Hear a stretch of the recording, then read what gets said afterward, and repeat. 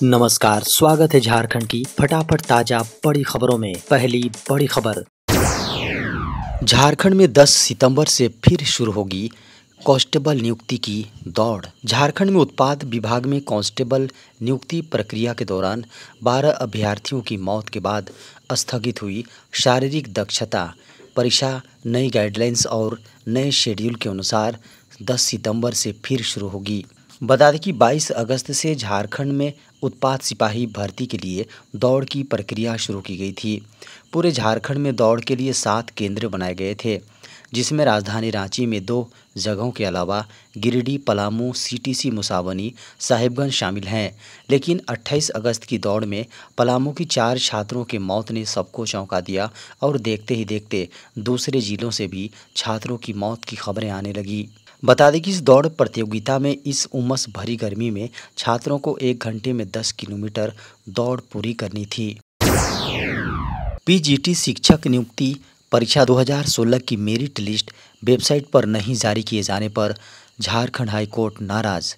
झारखंड उच्च न्यायालय ने झारखंड में पीजी ट्रेंड टीचर नियुक्ति परीक्षा 2016 की मेधा सूची वेबसाइट पर जारी नहीं किए जाने पर गहरी नाराजगी जाहिर करते हुए जेएसएससी के चेयरमैन को तलब किया है। खबरों की माने तो जेएसएससी के चेयरमैन को शुक्रवार को कोर्ट में हाजिर होने का आदेश दिया गया है। उच्च न्यायालय की एकल पीठ ने कहा कि यह सुप्रीम कोर्ट और हाई कोर्ट के आदेश का उल्लंघन है। शिक्षक नियुक्ति मामले में कोर्ट के आदेश के उल्लंघन का आरोप लगाते हुए मीना कुमारी एवं अन्य की ओर से याचिका दायर की गई है। खबर है कि कोर्ट ने जेएसएससी को राज्य स्तरीय मेधा सूची जारी करने का निर्देश दिया था, लेकिन उसने ऐसा नहीं करके अभ्यर्थियों का अलग अलग स्कोर कार्ड जारी किया है। झारखंड में प्राइमरी टीचर्स भर्ती में सीटेट को मिली मान्यता। झारखंड में अब शिक्षकों की भर्ती में सीटेट यानी केंद्रीय शिक्षक पात्रता परीक्षा को मान्यता दे दी गई है। खबर है कि झारखंड सरकार ने झारखंड के शिक्षकों की भर्ती के लिए सीटेट यानी केंद्रीय शिक्षक पात्रता परीक्षा को मान्यता के लिए पत्र जारी कर दिया है। हालांकि सरकार ने इसके साथ एक शर्तें भी रखी हैं। पिछले दिनों झारखंड के शिक्षा मंत्री के साथ झारखंड राज्य सहायक अध्यापक संघर्ष मोर्चा के साथ हुए समझौते का सहमति पत्र बुधवार को जारी किया गया है। खबरों को माने तो इसके अनुसार सहायक आचार्य के पद पर नियुक्ति के लिए केंद्रीय शिक्षक पात्रता परीक्षा की मान्यता इस शर्त पर देने पर सहमति बनी है कि पारा शिक्षकों को नियुक्ति के बाद 3 वर्षों के भीतर जेटेट यानी झारखंड शिक्षक पात्रता परीक्षा उत्तीर्ण करना अनिवार्य होगा। 17 सितंबर से डाउनलोड कर सकेंगे जेएसएससी सीजीएल एग्जाम का प्रवेश पत्र। जेएसएससी यानी झारखंड कर्मचारी चयन आयोग की ओर से जेएसएससी सीजीएल यानी झारखंड सामान्य स्नातक योग्यताधारी संयुक्त प्रतियोगिता परीक्षा 2023 का आयोजन 21 व 22 सितंबर को तय है। इसे लेकर परीक्षा नियंत्रक ने कहा है कि एग्ज़ाम के एडमिट कार्ड 17 सितंबर से जेएसएससी की आधिकारिक वेबसाइट से डाउनलोड किया जा सकता है। खबर है कि पहले भी जेएसएससी सचिवालय सहायक यानी सीजीएल की एग्ज़ाम इसी साल 28 जनवरी और 4 फरवरी को होनी थी। 28 जनवरी की परीक्षा झारखंड के विभिन्न जिलों में हुई, लेकिन बाद में यह परीक्षा कैंसिल कर दी गई और 4 फरवरी को होने वाली एग्ज़ाम भी नहीं हुई। बता दें कि इससे पहले यह एग्ज़ाम वर्ष 2023 में 16 और 17 दिसंबर को होनी थी। सीबीएसई ने जारी किए कक्षा 10वीं एवं 12वीं के छात्रों के लिए सैंपल पेपर। सीबीएसई बोर्ड ने सत्र 2024-25 में कक्षा 10वीं और 12वीं में पढ़ रहे छात्रों के लिए खुशखबरी सामने है। खबर है कि केंद्रीय माध्यमिक शिक्षा बोर्ड यानी सीबीएसई की ओर से दोनों ही कक्षाओं के स्किल से संबंधित विषयों के सैंपल पेपर डाउनलोड के लिए उपलब्ध करवा दिए हैं।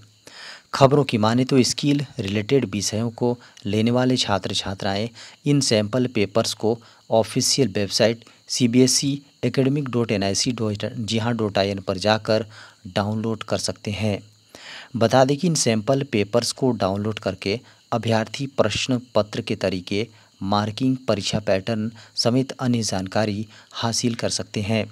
जिसमें आपको जिससे आपको बोर्ड एग्ज़ाम की बेहतर तैयारी करने में हेल्प मिलेगी।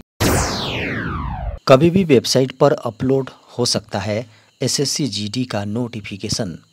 एसएससी जीडी कांस्टेबल भर्ती एग्ज़ाम 2025 के लिए आधिकारिक अधिसूचना किसी भी वक्त आधिकारिक वेबसाइट पर अपलोड की जा सकती है। पहले जारी कार्यक्रम के अनुसार अधिसूचना 27 अगस्त को जारी होनी थी, जो कि किसी कारणों के चलते स्थगित कर दी गई थी। तब आयोग ने नोटिस जारी कर कहा था कि यह अधिसूचना अब 5 सितंबर को जारी की जाएगी। ऐसे में आयोग किसी भी समय अधिसूचना जारी कर सकता है। बता दें कि प्रत्येक वर्ष के विपरीत कर्मचारी चयन आयोग जनरल ड्यूटी कांस्टेबल रिक्तियों के लिए एक विस्तृत अधिसूचना पीडीएफ और ऑनलाइन पंजीकरण फॉर्म जारी करेगा। उम्मीदवारों का चयन ऑनलाइन एग्ज़ाम और शारीरिक परीक्षण के माध्यम से किया जाएगा। एसएससी जीडी कांस्टेबल का नोटिफिकेशन जारी होने वाला है। बता दें कि नोटिफिकेशन के जारी होते ही ऑनलाइन आवेदन शुरू हो जाएंगे। दिवाली पहुंचने से पूर्व ही की जाएगी किसान सम्मान निधि की 18वीं किस्त जारी। देश के करोड़ों किसानों के लिए बड़ी खुशखबरी है। बता दें कि पीएम किसान सम्मान निधि की 18वीं किस्त इस बार दीपावली से पूर्व आने वाली है। बता दें कि इसके लिए केंद्र सरकार ने तैयारियां शुरू कर दी हैं। किसानों को इसका फ़ायदा लेने के लिए केंद्र सरकार ने कृषि अधिकारियों को जरूरी दिशा निर्देश जारी कर दिए हैं। इसके तहत इस महीने में सभी लाभार्थी किसानों को केवाईसी कराने के लिए कहा गया है। कृषि मंत्रालय के आंकड़ों के अनुसार इससे पहले की किस्त में देश के लगभग 9 करोड़ किसानों के अकाउंट में सम्मान निधि पहुंची थी। कृषि मंत्रालय दिवाली से पूर्व लाभार्थी किसानों को सम्मान निधि देने जा रहा है। इसके लिए मंत्रालय ने किसानों को अपना केवाईसी कराने को कहा है। कृषि मंत्रालय के अधिकारियों ने इस संबंध में गुरुवार को देश के सभी कृषि अधिकारियों को संबंधित महकमे के माध्यम से निर्देश जारी किए हैं। केंद्र राज्यों के बीच जीएसटी पर नहीं टकराव, वित्त मंत्री सीतारमण ने कहा संघीय ढांचे का हो सम्मान।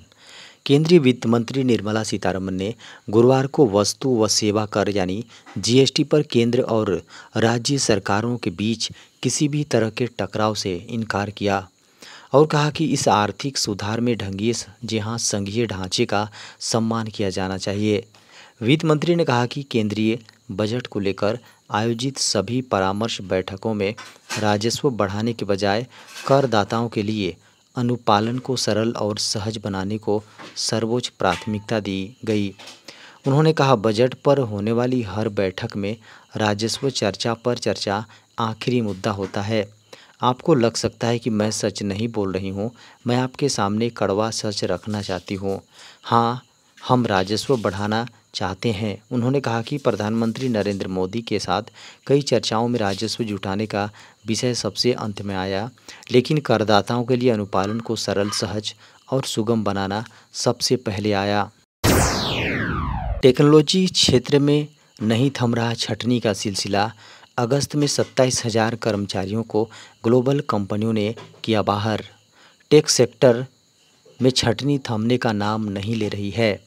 खबर है कि इस सेक्टर से जुड़े दिग्गज कंपनियों में एक बार फिर बड़े पैमाने पर छंटनी देखी जा रही है। इंटेल, सिस्को, आईबीएम समेत छोटी टेक स्टार्टअप कंपनियों ने अगस्त महीने में लगभग 27,000 छंटनियां की हैं। 2024 में 422 कंपनियों ने लगभग 1,36,000 कर्मचारियों को बाहर का रास्ता दिखा दिया है। खबर है कि इंटेल ने ऐलान किया है कि वो 15,000 जॉब्स की संख्या कम करने जा रही है, जो कि उसके कुल वर्कफोर्स का 15% के करीब है। कंपनी ने 2025 तक $10 बिलियन खर्च में कटौती का लक्ष्य लेकर चल रही है। अगले 24 घंटे सक्रिय रहेगा मॉनसून, इन राज्यों में जारी हुआ भारी बारिश का अलर्ट। देश के कई इलाकों में मॉनसून की बरसात का सिलसिला लगातार जारी है। ऐसे में मौसम विभाग ने देश के 20 राज्यों में भारी बारिश की चेतावनी जारी की है। आईएमडी के अनुसार तटीय आंध्र प्रदेश, यनम और तेलंगाना के अलग अलग इलाकों पर भारी से बहुत भारी वर्षा होने की संभावना है। बता दें कि वहीं उत्तराखंड, उत्तर प्रदेश, राजस्थान, पूर्वी मध्य प्रदेश, छत्तीसगढ़, उप हिमालयी पश्चिम बंगाल और सिक्किम, बिहार, उड़ीसा, अरुणाचल प्रदेश, असम और मेघालय, नागालैंड, मणिपुर, मिजोरम और त्रिपुरा, कोंकण और गोवा, गुजरात राज्य, कर्नाटक के अलग अलग इलाकों पर भारी वर्षा हो सकती है।